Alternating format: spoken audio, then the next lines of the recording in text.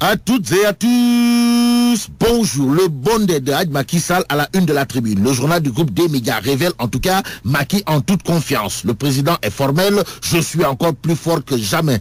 Ouais, Samba. Et au sujet de Macky et les Wad, Birima, le biétiste de la tribune, souligne que Sawai, comprenez Gour Marem Faye, a jugé nécessaire de préciser aucun chef d'État africain ne lui a demandé la clémence en faveur des personnes qui font face à la justice sénégalaise. Qu'à cela ne tienne, des Sénégalais pro-Karim, appelés communément les karimistes, vont marcher aujourd'hui. Aujourd'hui, le populaire affiche Macky se lâche sur Karim Idi, Larado et autres depuis Paris. À Paris, il y a eu le forum des investisseurs privés. Et sur ce point, le journal du groupe Com7 nous apprend que les investisseurs ont été invités à dire beaucoup à la corruption. En effet, le chef de l'État, Hadj Macky Sall, leur a demandé de refuser catégoriquement le paiement d'argent pour obtenir la signature d'un tel ou d'un tel, renseigne le populaire. En jetant un coup d'œil sur la une de l'As quotidien, on peut dire Ngatchengalama à Gourou Marem Faye. Pourquoi? Eh bien parce qu'au forum des investisseurs, Macky Sall séduit le secteur privé international, nous livre l'As quotidien. Au journal de nous informer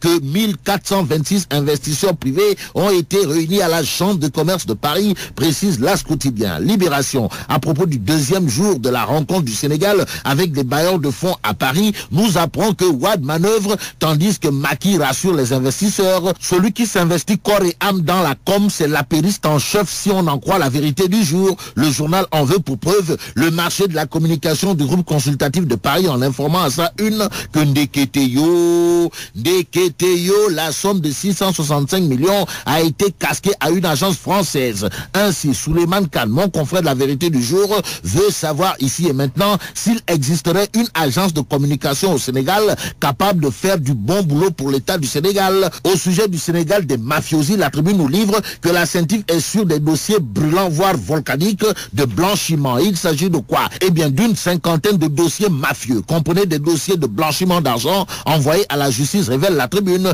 Et en lisant l'As quotidien, on peut dire que ça sent le Neferembam dans des tchaya, car le patron de la CENTIF en personne annonce qu'une cinquantaine de dossiers de blanchiment sont actuellement en instruction. En attendant la suite, le quotidien au sujet du processus de paix en Casamance annonce que l'État lève le mandat d'arrêt contre Salif Sadio. Sur ce point bien précis, ma consoeur Awagé du journal du groupe Avenir Communication souligne qu'en réalité des réalités, le gouvernement du Sénégal et le MFDC se sont rencontrés il y a quelques jours à Rome. Les deux parties ont rendu public quelques décisions dont la disposition du Sénégal à propos d'un mandat d'arrêt contre Salif Sadio, explique le quotidien Direct Info. Au même moment, parle de la crise Sénégal-Mali en indiquant que tout est désormais nice, cool, fine. En effet, Abdoulaye Daouda Diallo désamorce la bombe d'après Direct Info. Le journal d'informer qu'à partir du 5 mars, un troisième réservoir de carburant sera interdit sur l'axe Dakar-Bamako. Pour revenir sur l'axe Keur-Momar-Sarr-Dakar, histoire de parler bien entendu de la pénurie d'eau annoncée à partir de jeudi, il y a la tribune. Le journal ce matin parle de pénurie reportée. En clair, le Sénégal ne sera plus privé d'eau jeudi et vendredi prochain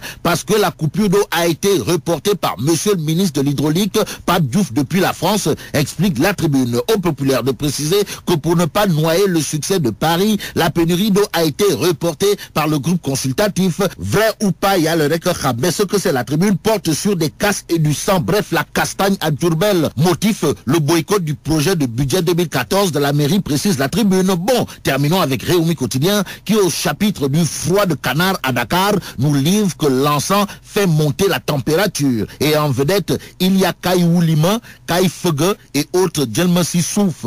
Ainsi, mais la chidong de Chokonam Chokol.